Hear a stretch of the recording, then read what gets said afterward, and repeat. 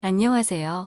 프로사생러입니다. 이번 콘텐츠에서는 2023년 5월 진행된 일본 기시다 총리의 방한 당시 일본 오염수 방류를 앞두고 한국 시찰단 파견에 관한 사색을 정리해 보려 합니다. 모두가 아는 것처럼 정상회담과 같은 외교 이벤트에서는 반드시 양자 간 득과 실을 따지게 됩니다. 사실 그것이 해당 정부의 외교 능력의 잣대이자 성적표이기 때문입니다. 그럼 시찰단 파견은 어느 쪽에 이득이 되는 걸까를 생각해 봐야 합니다. 저는 어렵지 않게 시찰단 파견이 일본 측의 제안으로 결론을 내릴 수 있었습니다. 만약 한국 측에서 요구한 것이라면 사찰단이 아닌 조사단 파견으로 진행되어야 하기 때문입니다. 통상 사찰은 주최 일본 측에서 준비한 현장에서 준비된 브리핑을 듣고 오는 형태가 됩니다.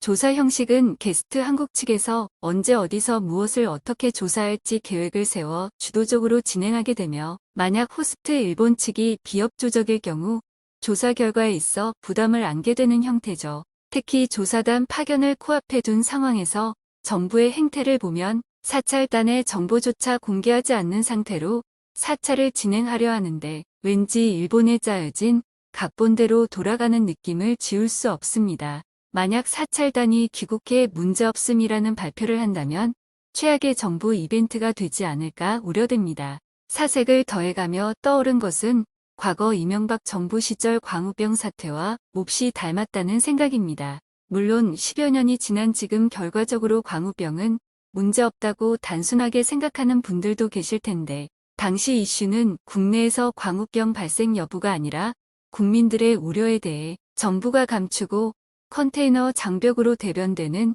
국민과의 불통 행태를 보인 것이었죠. 당시 정부는 국민의 우려를 정확히 파악하고 다양한 전문가와 조사 등을 통해 광우병 문제와 수입 과정 등에 대한 신뢰를 만들지 못한 것이 문제였는데요. 이번 윤석열 정부의 사찰단 파견 행태가 너무나 닮아 있다는 것입니다. 물론 오염수 방류가 인류 최악의 사건이 될지 아닐지는 미래의 답이 되겠죠.